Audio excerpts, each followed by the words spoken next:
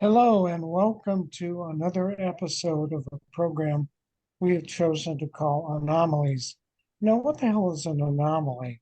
An anomaly is something that's different, and that's what we try to do in this program. We try to talk to people about very different things. I'm one of your hosts, Dan Hall. I'm from living here in Olympia, Washington, and my co-host is either in Egypt or has an interesting background there, Dave Jinks. How are you? I am on the moon, I can confirm, Dan. Oh, okay. All right. Uh, Uh, I'm well. How about okay. you? For an old guy, I'm okay. I've been looking forward to this program. I know about Stan Gordon from some things some video productions I've seen, and he's investigated a very interesting UFO case that hopefully he's going to talk to us about. Stan lives in Pennsylvania. I think, Stan, you're an electronics technician by trade. Yeah, I worked in electronics for all my life, and I'm retired now, but I did that for well over 40 years. And yeah, I worked in the electronics field, did different things, and so it was always interesting. Yeah.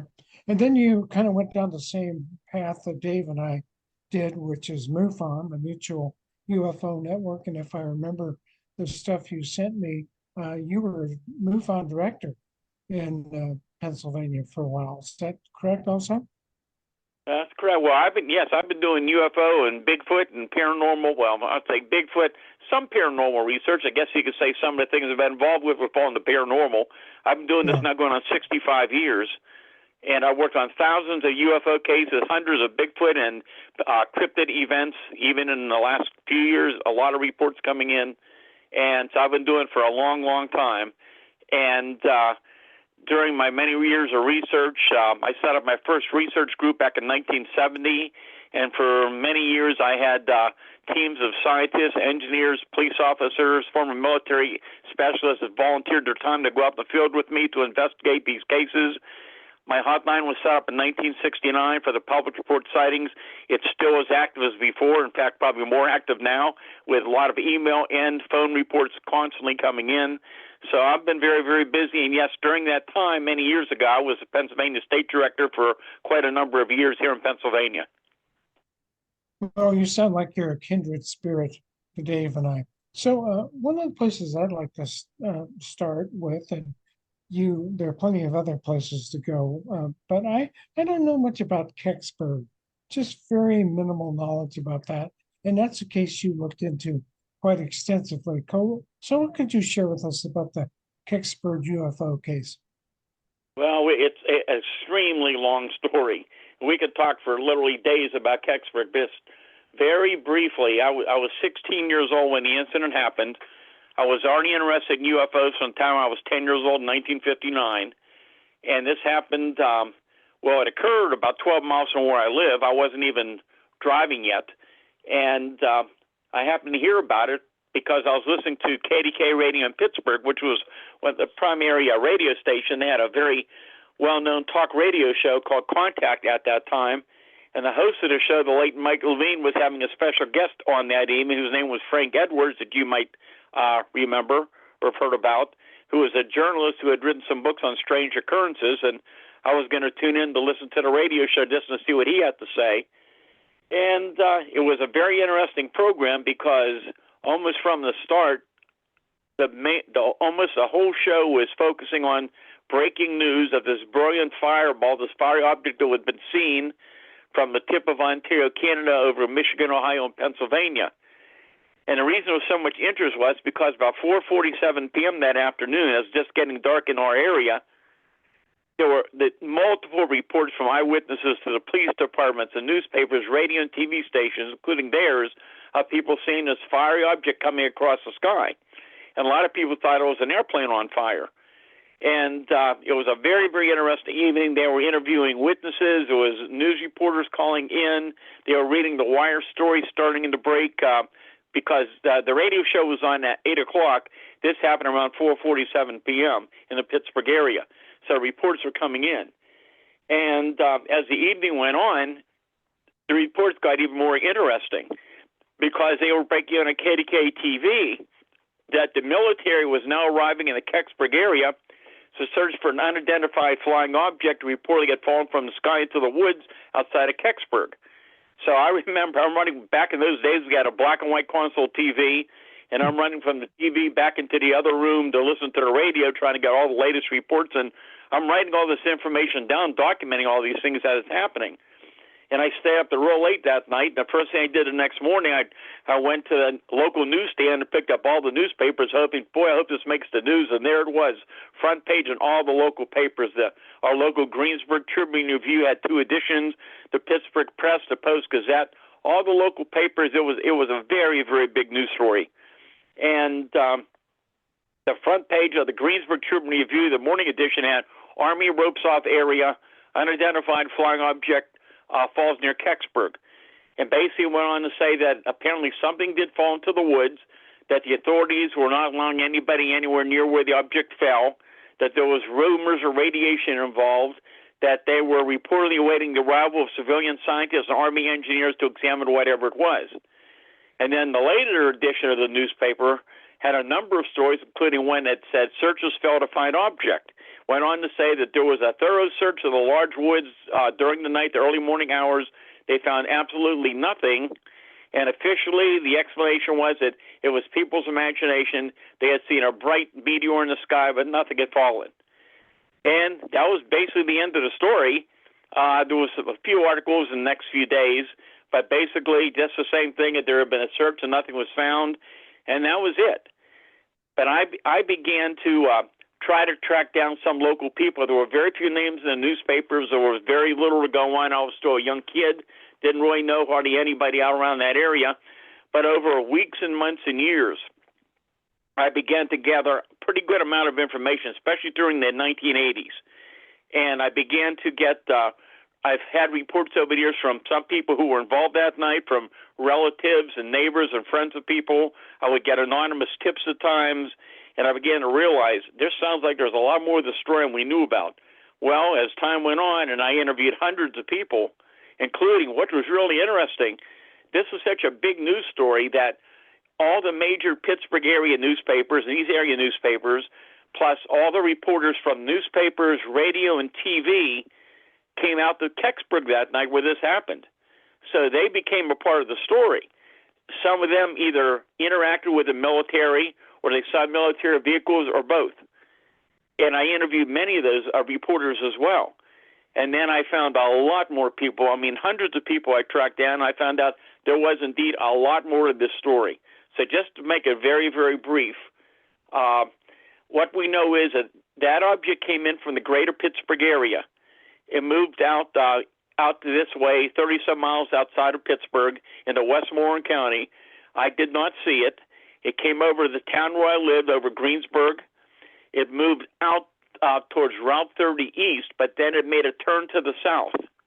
And it was seen by many people along that track from many of those rural communities, from Marguerite and Norvelt and Mammoth, outside of Kecksburg, and moved out to the mountains of Laurelville, several miles away. And according to one witness who saw it coming from Norvelt, moving out towards the mountains, it moved out towards the mountains. It kind of hesitated, he said, and began to track back outside of Kecksburg, made another turn, like a U-turn, and went down into the woods. And later I was able to confirm that from other locals who saw the thing come in very low over their heads, like 200, 300 feet over their heads before it fell. And over the years, we could get together and find a pretty good trajectory of it, of how it was moving, where it came down.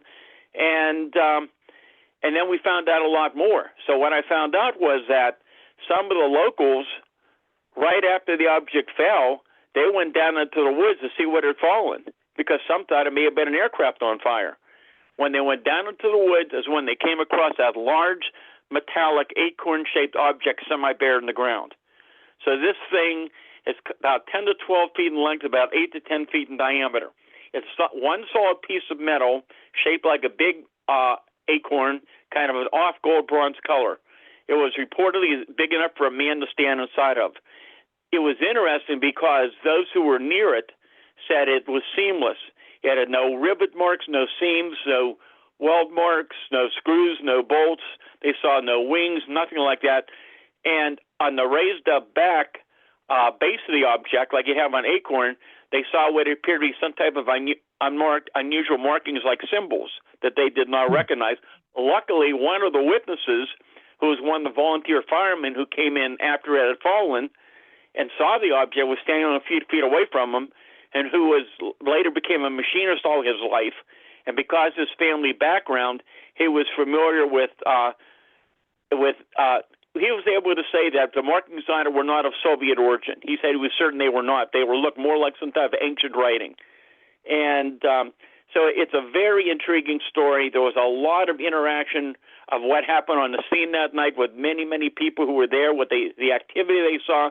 Many people described seeing armed soldiers around the area, different locations, down into the small, very, very small community of Kecksburg, and up in the area where the object fell, up along the perimeter of the woods where the object went down into, military vehicles. And over many years, I was able to confirm there wasn't just one. There were two military flatbed tractor trailers on the scene. The one with the object went out around 1 o'clock in the morning. The object was taken out on a military flatbed tractor trailer. It was covered with a tarp. With a military escort, it left the area around 1 o'clock. I was later told by independent sources that the object went to Lockbourne Air Force Base near Columbus, Ohio. It arrived there during the early mornings of December 10th. It was backed into a hangar at the base. They set up an armed security perimeter around the hangar. They were given a shoot-to-kill order to anybody who approached that hangar without the proper clearance. It stayed there a short time, then it continued on to Wright-Patterson Air Force Base. And later I was told exactly what building it went to. It was not the infamous Hangar 18 people talk about. It was another facility on the base. Where it's at today, we just don't know. That's the very short part of the story. Sounds like there's similarities between what happened in Kecksburg and Roswell. The symbols on the side of the craft, the military intervention. I don't know. Do you see some similarities there? Oh, there is some, and there's other cases too where we hear some similarities. And we don't know what the object was. I mean, there's been multitudes of theories from the time it happened. You got to remember, it's the early days of the space program. This thing is moving relatively slowly. Witnesses who saw it go down in the woods that afternoon said it did not go down at a high rate of speed. It came down almost like it made a controlled landing. And what was interesting was there was tree damage, there were trees knocked down, trees broken down, but this object was completely intact, semi-buried in the ground. And there were no parachutes seen during or after or anywhere in the area during the time this happened. So there's a lot to the story. There's a lot more we have time to talk about. But, the question is, what was it? And we just don't know for sure. But whatever it was apparently of interest to the military for them to get to the scene so quickly and recover the object. Dan, you mentioned Roswell, but it sounds like Rendlesham Forest. Right. Forest, we've interviewed a couple of people about that in terms of the object sitting and having people go up close to it, even touch it. I think symbols were on that craft also, or that was a binary code, right? That came into the head of Jim Penniston. Penniston. Yeah.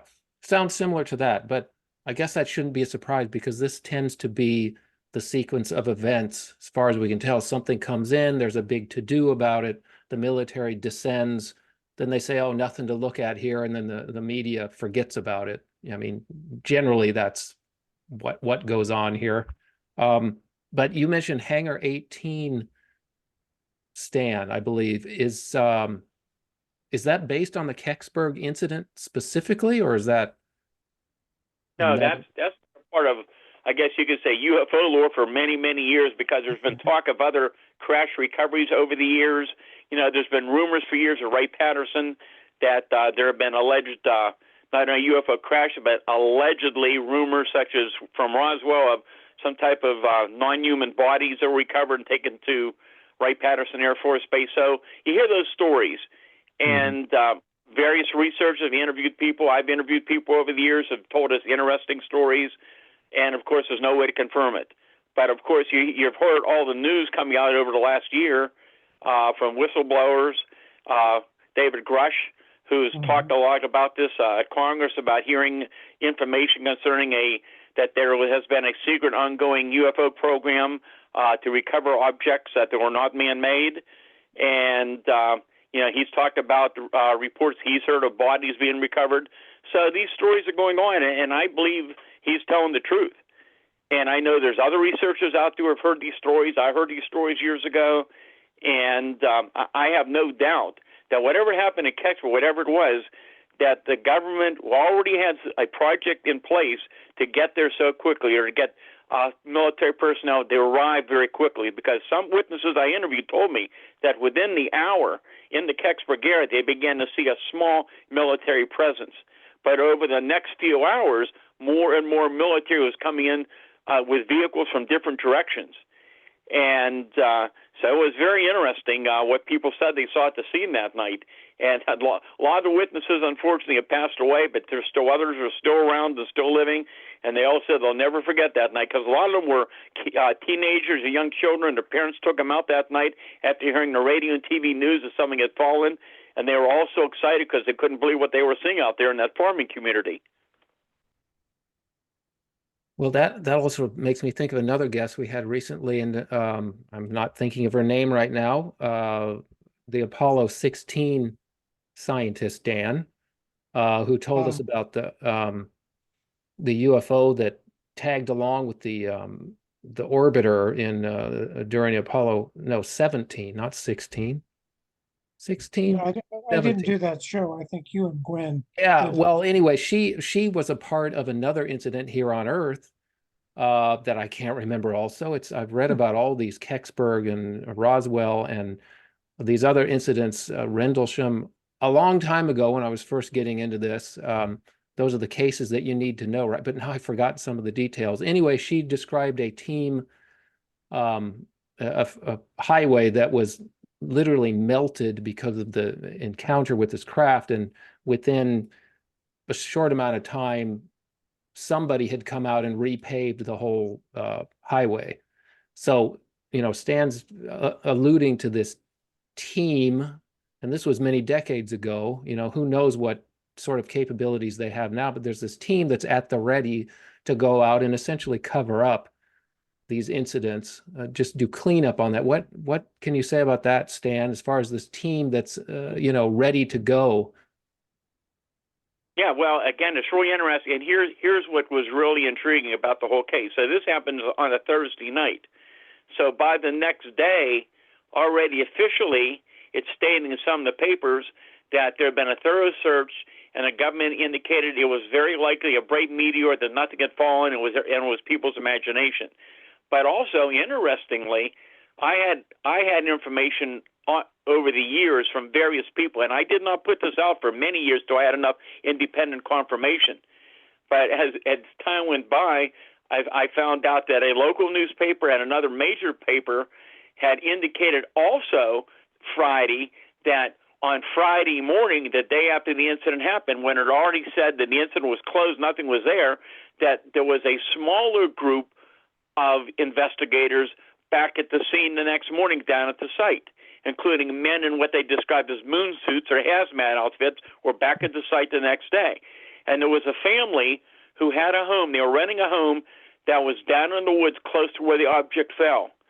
And those kids in that family that night observed from their windows all the activity from the military personnel, the Army trucks. They saw a John Hayes, who's gone on public record. He was a young kid, and he's always been out there because he said, "I'll never forget what I saw." That he saw a military flatbed tractor trailer going in empty, going down through his field, down into the woods. So it was all lit up down there. He couldn't see what was going on. And it came out later that evening with the object on it. At that distance, he said it looked about as big as a Volkswagen Beetle with a tarp over it, and came up with something on it. And he and his brother, the woods there where this fell, it was their playground. They were down there every day. They knew every inch of those woods. So he and his brother decided the next morning early, after everything was over, they wanted to get down in the woods and see what was going on the night before. And when they went down, that's when they saw all the trees knocked down, trees broken off, and they found their fence had been cut. The military had cut their fence to bring their trucks down because they had some farm animals there. So the first thing they did, they had to mend the fence because of the farm animals. They went down into the woods that morning looking around, and they came across a man with some type of instrument. And they didn't know if it was a Geiger counter or a metal detector, but the man told the boys, you better get out of here because there's a chance of radiation. And the boys didn't know what radiation meant, and they ran home.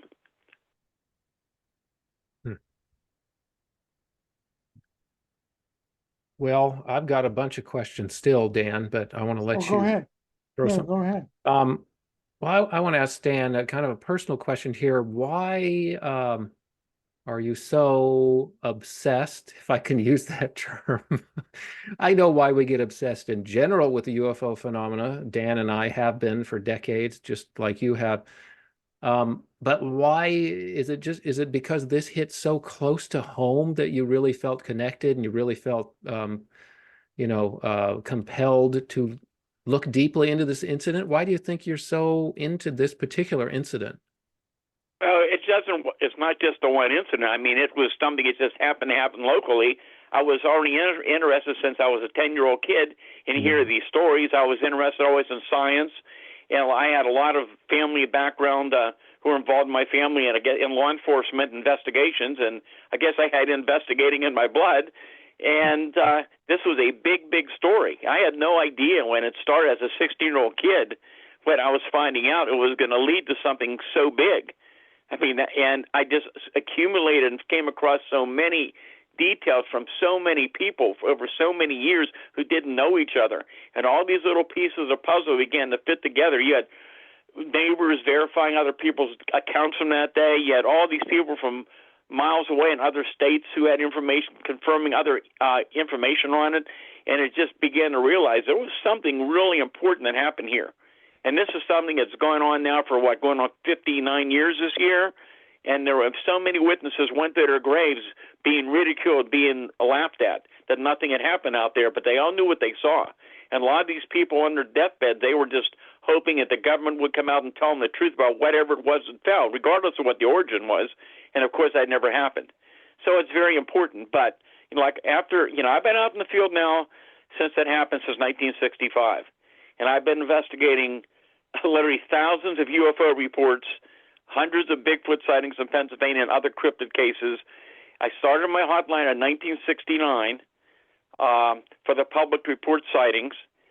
It's been ongoing ever since, and I just have been overwhelmed with reports. Every year, all year round, all kind of weather condition reports coming in here. Activity varies year by year. 1973, we had the biggest UFO and Bigfoot outbreak in history here in Pennsylvania. That's a whole story in itself. And it's been going on ever since, a lot of activity and reports. And last year was very, very active with a lot of very close-range, low-level UFO, Bigfoot sightings, many in daylight, a lot of strange stuff. It's just an ongoing phenomenon. People don't realize what's happening out there. And I truly believe that what we're dealing with here is something very, very important. You got so many credible people who are reporting these things from so many backgrounds who contact me. I mean, you've got educators, first responders, police officers, pilots, all kind of people call in here. 99% of them want no publicity whatsoever. Most of them would never believe that these things could exist until they have their own personal encounter. For many of them, it's a life-changing event. And that's what I'm dealing with all the time. But whatever it is, it's really interesting. It's really important. And it's something that people want to know more about. It sounds like fact that I'm sorry, one more thing, Dan. It sounds like the fact that it happened in your backyard almost literally was a bit of a Pandora's box that opened for you that you couldn't close. And I think that's what happens to a lot of us. I call it the mashed potatoes moment. I think I talked about that before. I don't know if Dan, you remember that, but the moment in Close Encounters of the Third Kind where Richard Dreyfuss, right? He's having dinner with his family and they pass him the mashed potatoes or whatever, and he starts building up his mashed mashed potatoes on the plate into the form of what, Devil's Tower in Wyoming, right? Yeah. And he's so engrossed in building this tower that he doesn't realize that everyone else is sitting at the table looking at him like he's a psycho.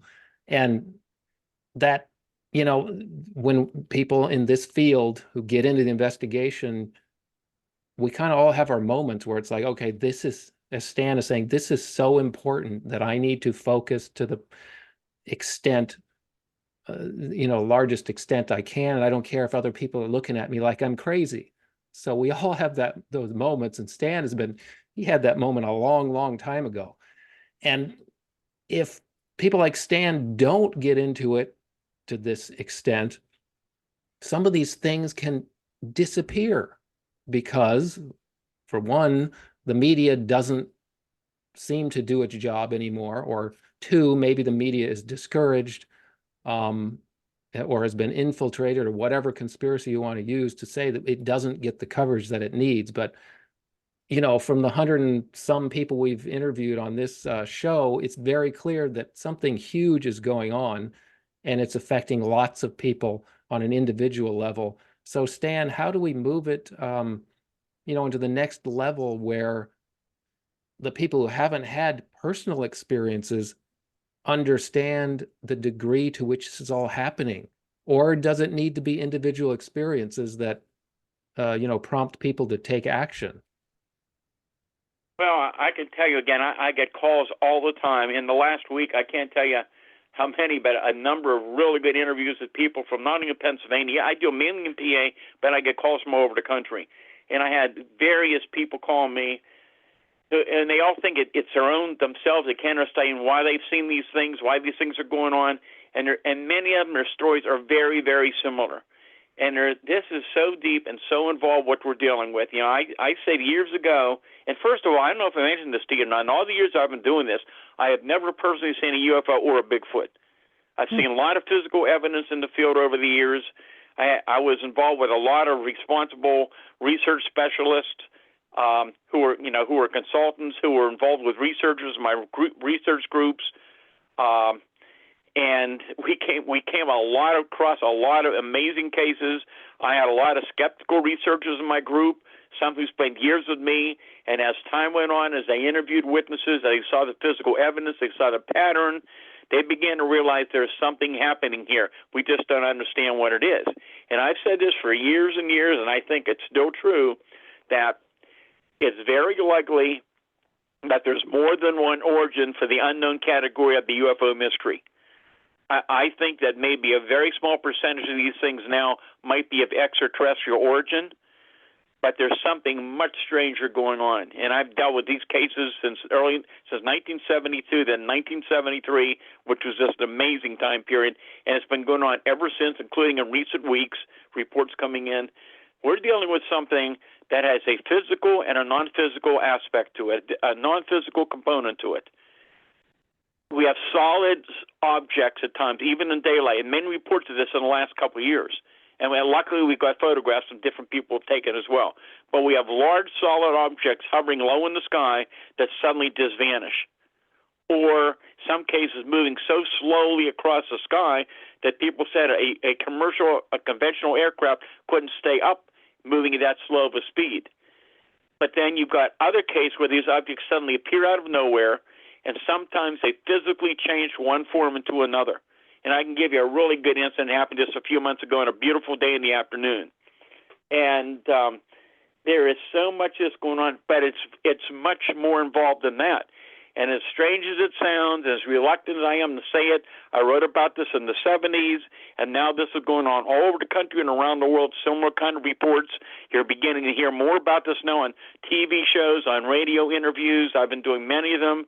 Other researchers are doing them as well. There's more books coming out, that there is similarities with some of the cryptid reports with the Bigfoot activity, and it is so strange and so bizarre. And I think that whatever we're dealing with is far beyond our present scientific understanding. Nobody understands, including the government, which is why there's so much secrecy. I'm quite sure they're aware of it. And we're dealing with something that is just so amazing that it's really hard for people to understand unless they've had their own experiences. Good point. Yeah, Gwen Farrell, who's our other co-host, we interviewed a lady, I think her name is Angela Smith, and she has used remote viewing to reach out to contact other civilizations. And one of the terms that she used that really resonated with me, and I'm a former sociology teacher, uh, community colleges here in Washington, was the word cultural trance. And I think what she was talking about there is that we get exposed to this idea that life is a certain way and that, your day-to-day living is going to the store and buying groceries and filling up your car with gas and, listen to all the things that we usually listen to. But the world is a hell of a lot stranger place than that. And I think that's what I'm hearing from you. Well, let me give you a little more history about what we're dealing with and what I came across. First of all, as I said, 1973 here in Pennsylvania. Luckily, in 1970, I founded my first research group. And by 1973, I had extended to cover the whole group to cover the state of Pennsylvania, and that's when I had our groups of research specialists, and we were very involved. We all had full-time jobs. We were all doing this out of our own time and pocket. But anyhow, the group became pretty well recognized across the state. And in 1973, first we had the biggest UFO outbreak in history. There were hundreds and hundreds of UFO sightings all year long. And so you got to remember in 1973, you didn't have the internet nor the cell phones like today. So the civilians, the people had no idea what was going on very limitedly. But back then, a lot of the local and statewide newspapers were covering a lot of these localized UFO reports, or in some cases, the investigations we were doing. And that was very, very active. Many of those were low-level sightings. There were landing reports. There were objects hovering over highways. There were objects hovering near vehicles. It was just amazing reports coming in. Very detailed, not just lights in the sky, but large structured objects seen low to the ground. And that was going on all year. But then in the summer of 1973, we had the biggest outbreak of Bigfoot sightings ever documented anywhere. They went on to early 1974. And many of those Bigfoot sightings were in daylight at very close range, sometimes multiple creatures. Lots of times during that time, for whatever reason, there was some physical evidence at the scene of some of these cases. So, to our surprise, we were getting a lot of referrals from the news media and from law enforcement across Pennsylvania. So we're getting a lot of these reports. We're out there day and night investigating these incidents. In many cases, we're on the scene of a sighting within minutes to hours, so we could document all these things as it happened. I wrote this all up in a very big book called Solid Invasion. It goes into great detail because we don't have time to get into the multitudes of amazing cases that happened. But it was during this time that a lot of extremely strange incidents began to show up and began to change my thoughts of what we were dealing with. And first of all, back when I'm involved in the late 50s, 60s, and of the cases that remain unexplained, because I'm the first one to tell you, from the time I was out in the field investigating till now, a lot of UFO reports come in, and they come in from credible people. But when you take the time to properly investigate them, many are determined to be misidentifications of natural or man-made objects. So we have a lot of things, especially in recent years. You get a lot of reports of like a trail of lights going across the sky, like a slow trail or train of lights, and they turn out to be Starlink satellites. There's a lot of things we can explain. So let's eliminate all the things that turn out to be IFOs, or identified flying objects. And then you've got this whole body of other reports that are very strange and unusual, which are the kind of reports I'm interested in because they're not cases we can easily dismiss. So 1973, all of these weird things are going on. One of the first things that turns up, we get out to some of these areas where people report a Bigfoot sighting during that time. So it's all year round in different weather conditions, including snow. And here's these large, unusual footprints with big strides between them that go at this and then abruptly just end when there should be more tracks. And under the conditions that were found, there is no way that they could have been fabricated. And this has been going on now for years all across the country. Similar reports are coming in. That was very strange in itself. And then we begin to see a pattern over a period of weeks and months from widespread areas. You'd have a UFO sighting in a particular area, and then within minutes to hours or days later, you have a Bigfoot sighting or vice versa. And then it got much more exciting. We'd have a UFO sighting and a Bigfoot sighting in the same place at the same time. And that's when things began to unravel, things I never expect to be uncovering. I had no thought that Bigfoot had any connection with UFO. I always thought Bigfoot was some type of unknown primate from the reports I had investigated and what I had read about for years. But then things began to change. So let's give you an example. Here's one report. So September of '73, north of Pittsburgh, you had two young ladies waiting for a friend to pick them up out in the rural area. While they're waiting, they see the 7, 8 foot tall, huge, hairy Bigfoot with white hair running across the road towards the woods. But in one of its hands, it's glowing a small ball of light. And it continues to run into the woods. And a short time later, this odd object comes across the sky, and a beam of light comes out of it that's projected down into the woods where the creature ran into. We thought, well, that's pretty strange. And then the reports kept getting stranger and stranger. And then it was one incident, and this is a very long incident. You may have heard about it, talked about it many times, different places. The entire account's in my Silent Invasion book, because we don't have time to get into it, but just very, very briefly. It's October 25th, 1973. There was a lot of UFO reports coming in on my hotline from around the state. But at 10:30 that night, I get a call from a state trooper from the State Police Barracks in Uniontown in Fayette County, which continues to be that area, one of the most active areas probably in the country for ongoing UFO encrypted reports year after year, including this year. And anyhow, the state trooper calls me and said, I just came back from this incident. I think there's a good chance something's still up on the farm. Can you get a team up here as soon as you can? Well, we're a pretty good distance away. It's already late at night. We've got a team together. We've got our radiation equipment. We've got our other equipment, and started finding our way up to Fayette County. What happened that night, about 9 o'clock, you had 15 witnesses in this rural community that are watching this barn-sized big red ball about 100 feet in the sky, hovering and slowly moving down. And the farmer's son, who would be the senior in this case, the adult, he's coming out to visit his family who owns the farm. He sees people standing outside watching this thing coming down. He goes to a neighbor's home to get a better view, and it looks like it's going to land on his dad's pasture. So there was two young neighbor boys in that house, and they're watching this thing, and they want to think, what the heck is this? They want to go up and see what it is. So before heading up to the pasture, they go over to his dad's farm. He grabs a 30-06 and a handful of ammunition. Anyhow, they start riding down the farm road. Dogs around the area going crazy. They hear these high-pitched whining noises, this baby crying sound. They're getting louder as they get towards the pasture. They park their vehicle, and again, I'm giving you an abbreviated version of it, and they walk up the hill to the pasture, and about 250 feet away, they can't believe what they're seeing. Here's this huge object on the ground right above it. It's no longer a complete sphere. It's like a half a sphere. It's a big white dome, about 100 feet in diameter, illuminating the whole area, making a loud whining noise. So they're looking at this thing, trying to figure out what the heck is this thing. They've never seen like it before.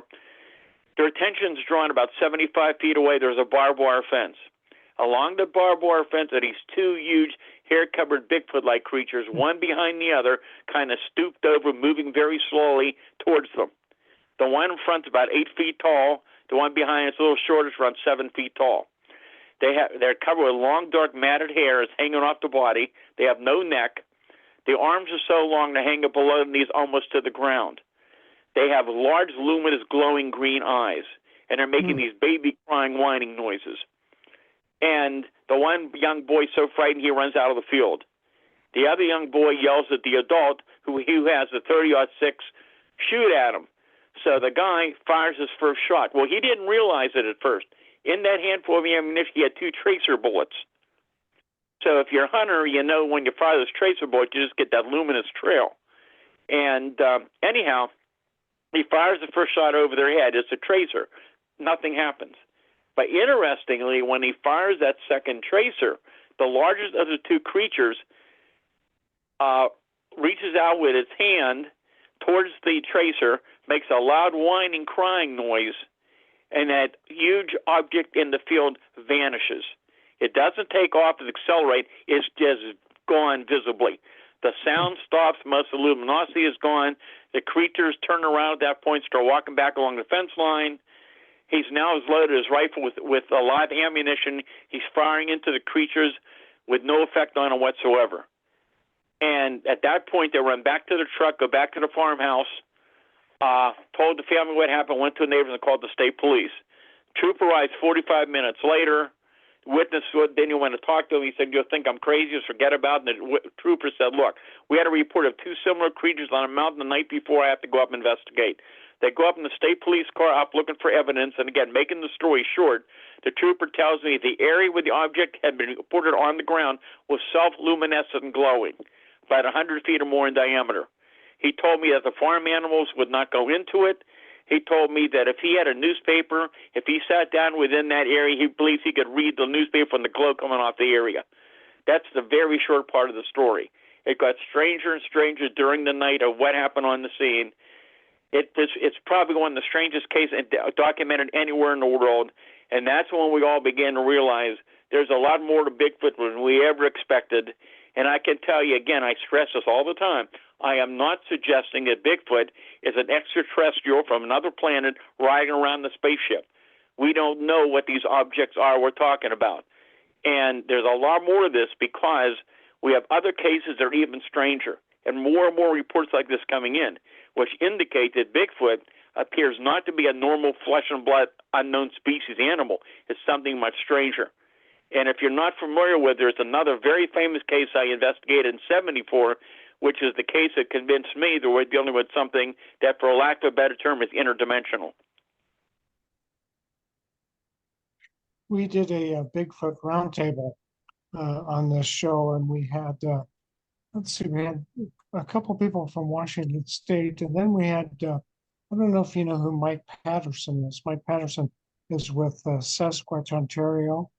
And after doing that show, I mean, I kind of, some of the things you've said are kind of reminiscent of where I was. I thought, first time I saw the Patterson Gimlin film, I thought, damn, there's a giant gorilla loose in North America. And I didn't know about it. Well, I feel comfortable saying I have no idea what Bigfoot is. It's just a mystery. And that kind of came out in that roundtable that we did, particularly with the things that Mike Patterson was talking about. So, yeah, there's an interesting relationship between Bigfoot and Well, Dan, UFOs. Dan, you've been trying to convince me for years that there's a connection between UFO sightings, at least, and Bigfoot, and I resisted a long time.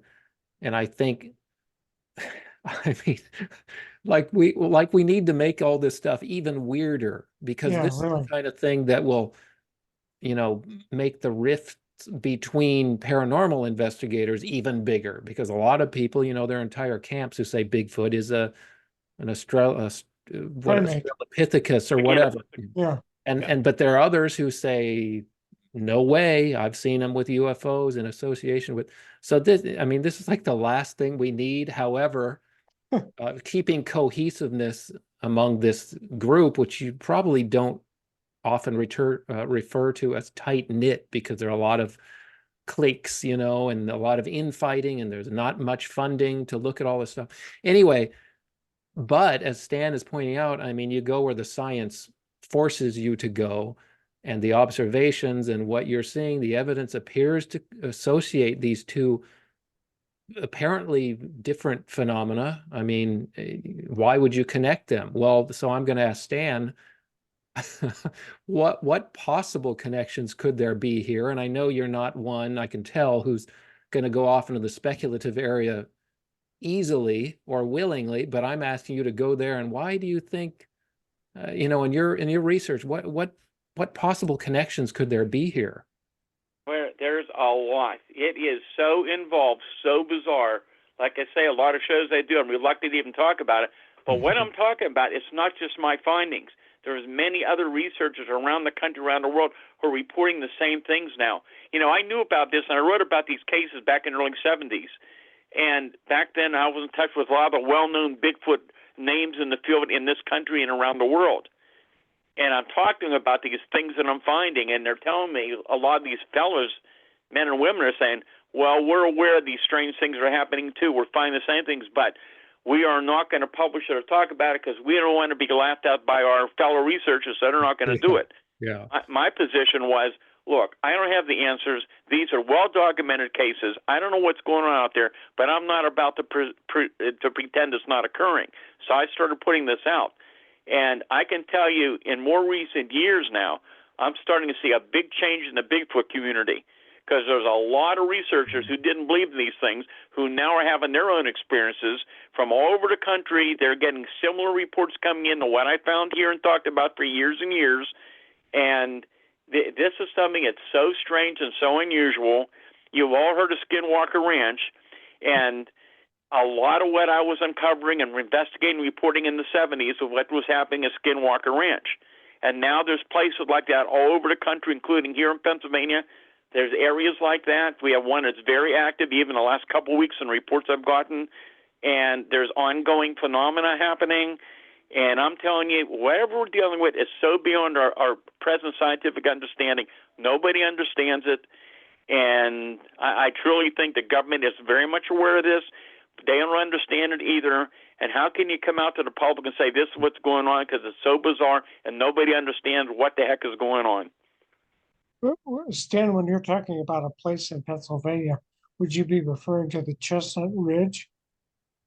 It's an area close to the Chestnut Ridge. The Chestnut Ridge is probably one of the strangest general areas for year after year phenomena. The Chestnut Ridge is not one small location. It's a mountain range that through Westmoreland County, where I'm at, Westmoreland, Fayette, Indiana County, in southwest PA, extends outside of Morgantown, West Virginia for a few miles. It's a little less than 100 miles long. So for years and years, there have been incidents all along the Chestnut Ridge, but there are certain more specific areas along the ridge areas that are very active. And there's certain properties that the phenomena seems to focus on. And we've known about some of these for years. This other one that the Pennsylvania Bigfoot Society, they're calling Area X of Pennsylvania here. And I've been up there a couple times, and I'm telling you, it is so remote. Even with big trucks, it's very hard to access this area. I've never had any experiences there, but I've talked to many, many people who have been up there even in recent weeks. Apparently have had some very strange things happening. They do have some recordings. There's some videos. There's some pictures. There's some other night vision equipment. It has had some pretty good detections of something going on up there, and it's really, really intriguing. And here, let me just tell you a little more about what happened in this case in 1974. Do you have time for it? Sure. Sure. We got the bazillions of hours to listen to this. Okay, so just to give you how complex these cases are. So February 6, 1974, and again, I'll give you the briefer scenario of it. This is way up in the mountains here in southwest Pennsylvania. Here's a woman who lives deep in the mountains in a little cabin home. She's lived in the mountains all her life, knows the animals quite well. She was watching TV that evening like a normal evening when she hears this commotion on her little front porch of her cabin. She had some empty soda cans out there, and somebody was knocking the pop cans around. And there had been a pack of wild dogs that come through about 2 or 3 weeks before, so she thought, I bet those dogs are back. So she thought, I'll grab my 16-gauge double-barrel shotgun, I'll load one chamber, and I'll walk out on the porch, and I'll fire over their heads, and I'll scare those dogs away. So she proceeds to do that. She loads one chamber of her shotgun.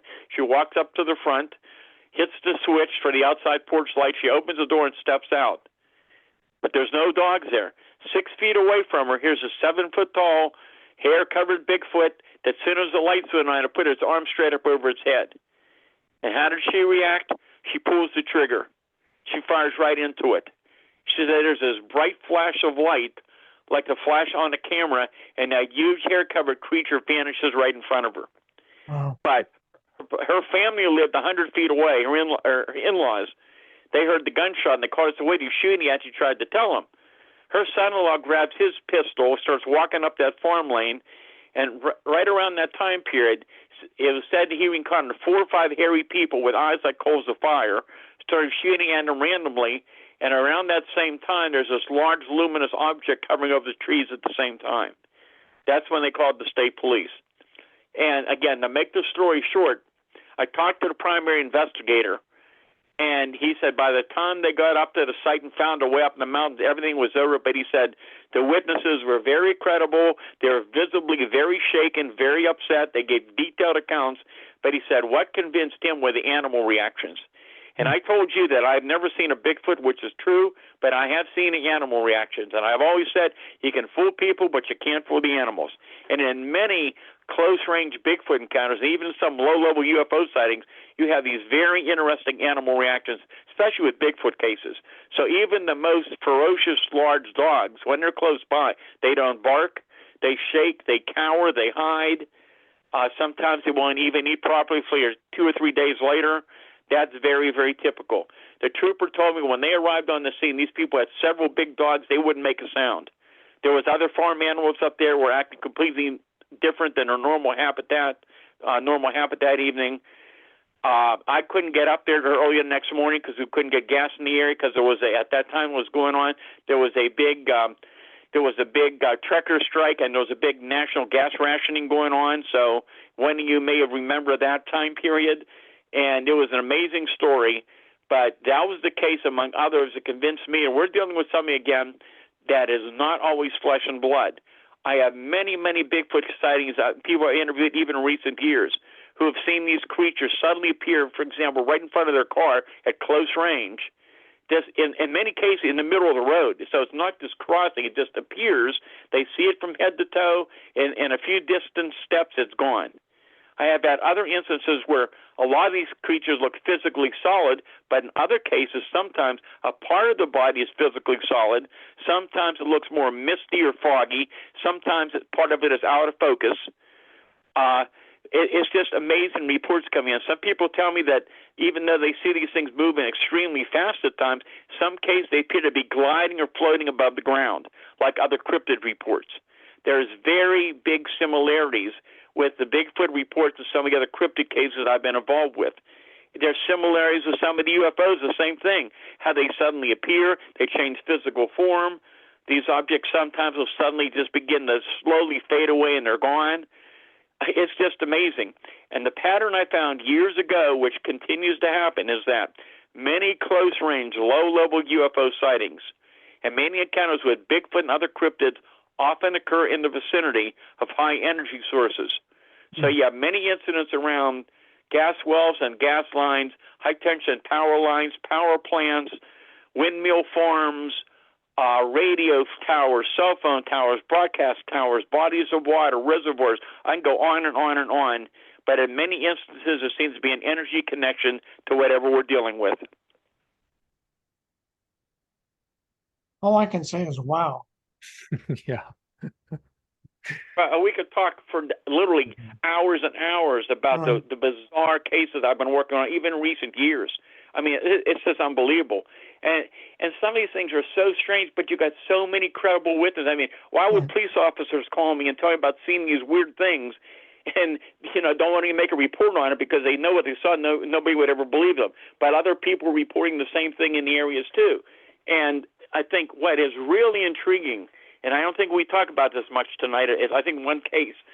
But the one thing that's showing up more and more, and I think this is very important because very few people are talking about it. You're starting to hear more about it now. I knew about this back in the 1960s. It's going on more and more. So you'll hear people talking about these small orbs of light or balls of light out of the ground.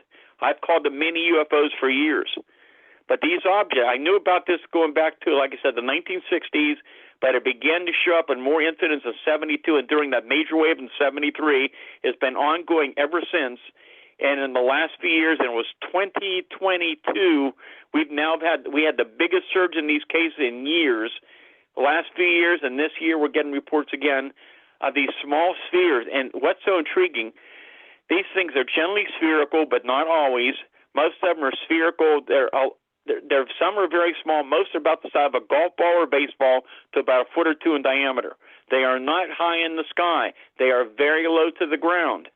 What's interesting, in recent years, they've come up within feet of people even in daylight. I've had them follow vehicles. I've had them go into people's cars through open windows. I've had them now in people's homes. I've had them go right through the walls of homes. I've had them tap on people's living room windows and take off. I mean, it's just amazing what's happening. But here's what's intriguing. For years, and going on more and more in recent years, not only in Pennsylvania, all over the country, in areas where you have a lot of history of Bigfoot sightings, you have reports of these strange light phenomena or these small luminous spheres of light low in the trees, or in some cases coming low off the ground and coming very close to witnesses in those wooded areas. And maybe you've heard about some of those reports. Well, I'm very intrigued. Well, go ahead, Dan. sorry, go ahead, Dan. You go. No, I'm just saying I'm very intrigued by spots like the Skinwalker Ranch. Mhm. There's a place that Dave and I are familiar with here in Washington State where cryptids, poltergeist activities, UFOs. This person who owns this property, the only thing she doesn't have is a contract with the History Channel to have a Skinwalker Ranch kind of series. Yeah, and she's had similar- Bigfoot, right, encounters herself with the similar, types of activity where she can't see them. Yeah, Also invisible. talked to guests who said that they interact with them and they do tests with them. They leave out fruit or paper or something and see if there's, the creature changes it or writes something or eats something. I mean, there are certain tests you can do, and the thing that really strikes me here, though, is that I'm really tempted to bring in some of these other phenomena, like the animal mutilation phenomenon, the so-called crop circle phenomenon. Those things, particularly the ball of light. There was a study like of the Hessdalen area. I can't in the Netherlands, I think, that had a bunch of scientists looking at these balls of light. And then we've also had guests say that they interacted with the balls of light in their own room, right, as a part of an encounter with other entities or UFOs or whatever. So maybe what Stan is saying here is that these balls of light appear to be some sort of intelligence that's connected to all this other stuff. And the challenge we have is trying to connect, put the puzzle pieces in place here. And I have a feeling that we don't know what's on the puzzle. We don't have the box. We don't have the instructions. We don't even have, we've got like 3 pieces or something to put this infinite puzzle together. And that leads me to my question here is that, Stan, obviously there are people who do know more about this puzzle. There may be people who have lots of pieces, but I get the feeling that there isn't anyone who knows the whole picture. And you brought up a great point here that I think a lot of us evolve to in this field, in that we start by saying, oh my God, how could the government, whatever that is really, how can they withhold this information? It's so important for people to know. I'm really mad about that. But over the years, you start going, okay, I understand now. If I was a politician, if I was a bureaucrat, anyway, if I was a parent, which I am, I would withhold this stuff from my children or from the general population, because when they start asking questions, you don't have an answer for almost any of it. And so with that as background, Stan, how do we get the critical mass where people start to understand these things that you've dedicated your life to and take them seriously?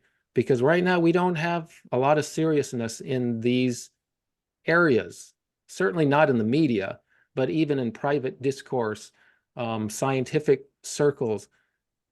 What do you think it's going to take for us to reach the point where we can actually have the conversation, or are these conversations happening now? It's just not in a very public way. Well, it's beginning to happen more and more. I can tell you there have been some significant, really good books out in the last few years who are talking about things I've written about in my books and things I've written for years in different places about these things. And now it's coming out more and more. It's getting a lot more serious attention. It's not being laughed at as much, and people are starting to realize there's a lot more to this than we understand. I mean, I just gave a lecture on Saturday to a huge crowd, and they turned a lot of people away that couldn't get in. And I'm getting very positive reaction to the lectures I'm doing on this particular topic. And people are starting to realize there's more to it, and they want answers. But nobody really has the answers. And again, it is so strange and so unusual. And the things you brought up about the property, about, I've heard all this stuff. There's so much involved. It is so bizarre. Let me just give you one example. And there's so much. There's so much involved in this. And there's EM effects involved. There's incidents with Bigfoot with electromagnetic effects involved as well. A lot of people are unaware of. We talked about the tracks that just suddenly stop when there should be more tracks. There's a lot of other, sometimes there's more than one cryptid seen together. A lot of people are unaware with a Bigfoot. Sometimes they're accompanied by another cryptid. There's so much that people don't know about. And I think you may have kind of mentioned this maybe with a person who has the property. I'm not sure if this is where you're going, but it's very rare here in Pennsylvania. But I've had a handful of cases of people very reluctantly who told me that they felt when they had this Bigfoot encounter that the creature was trying to mentally communicate with them. And it's a very rare thing around here, but around other parts of the country, it's more common. Anyhow, it was back in the 1980s, and this was an area along the Chestnut Ridge here in Westmoreland County where Bigfoot sightings going year after year. And anyhow, some of the property owners called me to come out because this huge hairy creature was coming down from the top of the ridge down around their homes and scaring their animals near where they lived. So my team goes out, and there's a small group of people there who wanted to share their experiences with us and how this thing was coming down very, very close to their properties. And the one person in the group was saying to us, they said, I know you're going to think I'm crazy. I think this thing at times over the last week or so has been trying to mentally communicate with me. So while we're talking, all of a sudden she says, this thing is contact telling me now that tomorrow morning, 15 miles away in another county over the little town of Homer City, Pennsylvania, there'll be a strange UFO incident happen. And early the next morning, over that little town, there was multiple reports of this very weird, strange sound, like something was hovering right over top of the sound, but they couldn't see anything. It was so unusual, they called the fire department out and it was in the news. So how do you explain that? I don't know. Not easy. Until you understand that this stuff is going on and it's real and there's some connection between things that don't seem to have any right to be connected. And I know we're kind of pushing up on time here, but I did mention the animal mutilation phenomenon and the crop circle issue. Stan, can you address those areas too, if they relate? I can tell you, here in Pennsylvania, this part of the country, animal mutilations and crop circles are a very rare type of event. Many, many years ago, and this is going back to, oh my gosh, maybe 1990s, we did have a few reports of odd field formations being found. They were on private property. The public never got to see them, as I recall.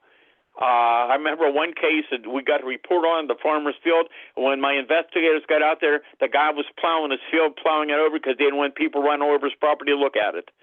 And but there were some interesting cases. They were extremely rare. Have we had UFO landing sites, which is different over the years, where there was impressions of something that came on the ground? Yes, we have.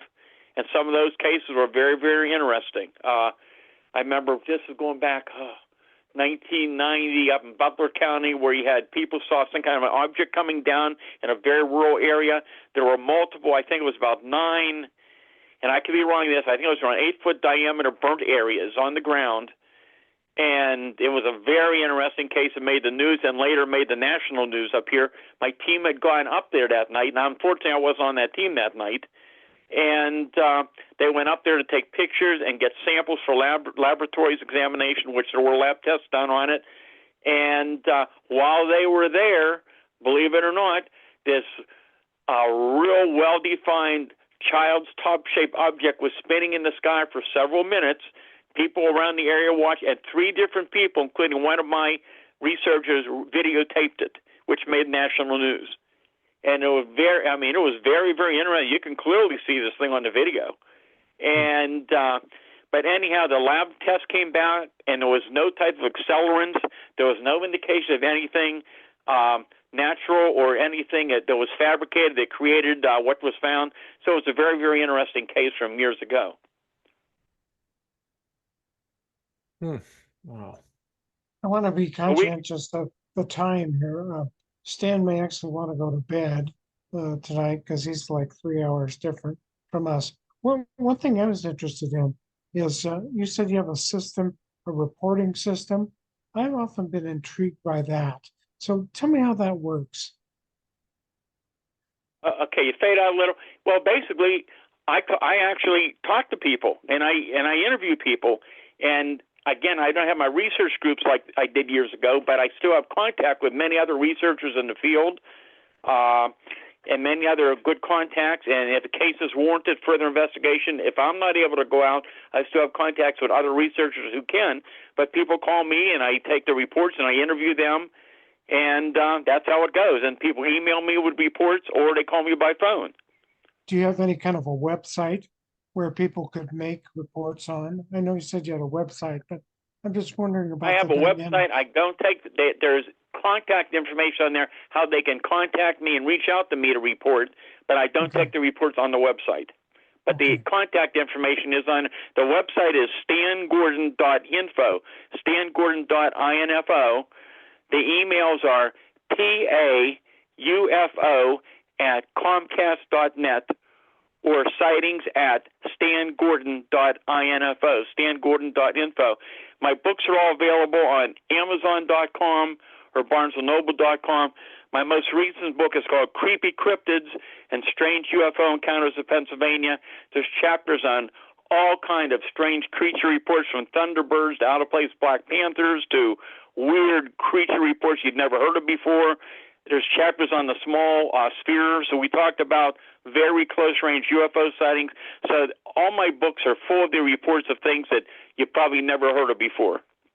Would you come back on our show at some point in time and talk about some of the other cryptids? Because I'm interested in cryptids. I don't know why, but I always have been. So I'm sure we'll be able to schedule it sometime in the future. Just let me know far in advance, because I get booked for many months in advance to do a lot of programs. Okay. I'd Dave, say Dan is not just interested in cryptid; he's obsessed with cryptids. I might be a cryptid. I'm not sure. He knows a lot about them too, so he's a good partner in a conversation about them. I've got one more question for our guest. It's the big picture question, which I like to get into. And these conversations are always fascinating. And then in the end, they're somewhat dissatisfying, a little disappointing, because it seems like we just come away with more questions. Yes, we have more data, but we have fewer answers. And Stan is, of course, he's been doing this for what, 50 years or something. And, he's just admitting he doesn't have the answers. It's like, we don't know what the big picture of the puzzle is. We don't know how many pieces we have, whatever analogy you want to use. But I want to know what, Stan, if you had, say you had $1 billion, you're your own personal angel investor, or, Elon Musk type billionaire buddy, and he said, here's $1 billion, Stan, move this discussion forward, get an answer. What, Stan, would you do with that money? If you could undertake any project you wanted, research project or expose or whatever, think big. What could be done to really push all this forward? Well, what I would do if I had unlimited expenses is I would focus on at least one of the areas that I'm aware of where there's ongoing active activity. Put up the best monitoring facility, the most advanced instrumentation and data gathering equipment with all the newest technology, and try to get all the data on these things recorded 24 hours a day. I've had hopefully satellite observation. I mean, we would do everything possible to try to gather this data because it's ongoing. Things are happening.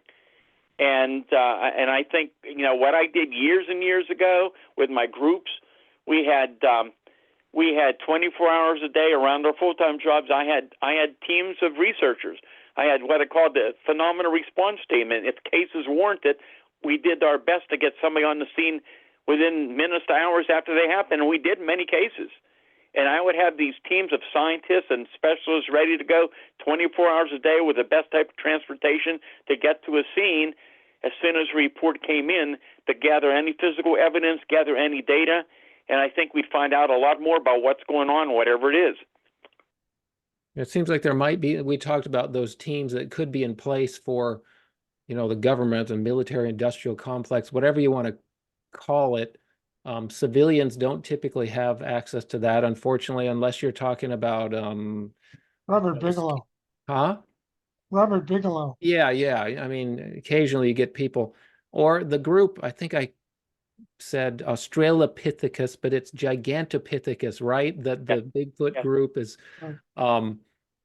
some of the factions suppose that that's what Bigfoot is. Wasn't that group the one that was it BFRO or somebody who put up infrared detection balloons or something like, or drones? I think there have been some attempts to do this sort of mass surveillance that Stan is talking about, but we're up here in the good old Pacific Northwest, which is, you know, I don't know how many hundreds of square miles of forest, and that becomes impractical even when you have a, you know, it's just so much ground to cover if you're looking for Bigfoot or something in some cryptids in the forest.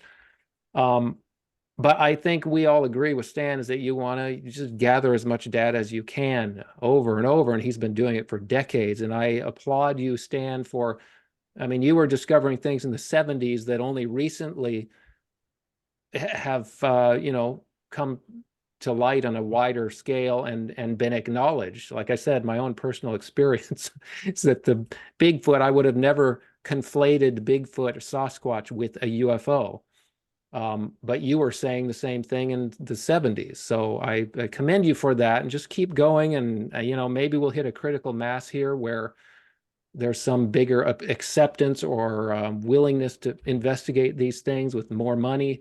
We can only hope, but for now we're kind of up to shows like Anomalies and Coast to Coast, and you know, people are just doing it out of passion for the search, the investigation. So again, thank you, Stan, for, you know, pressing forward. Well, thank you for having me on my program. And yep, it's going on 65 years for me this year. 65. And Wow. And it's been a long journey, but it's been very, very exciting. You never know what the next phone report's going to be. But I'm telling you, the things I'm dealing with even currently, it's just amazing what's going on. There's so much activity going out there. We don't even hear about half of it because it's very likely that so much of these cases are not being reported. I mean, everywhere I give a lecture, including last week, people came up to me and telling about incidents that they knew people had in recent weeks, and nobody reports them, or they wait forever to report them. So there's a lot more that's going on than we're even aware of. For sure. Dan, I'd like to thank you again for being on the program with us.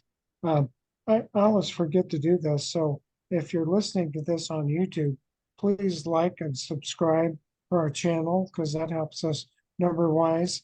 Dave, I think we've got Glenn and I are going to be doing a show on shamanism and ayahuasca coming up, and we're also going to be doing a show on Buddhism coming up. So there are a lot of different anomalies to listen to. But once again, thank you very much, Stan, and be safe there in Pennsylvania. And thanks for having me on. We enjoyed being on the program. Thank you. Well, thanks, Sure. Stan. All right. Bye-bye. I'm going to end the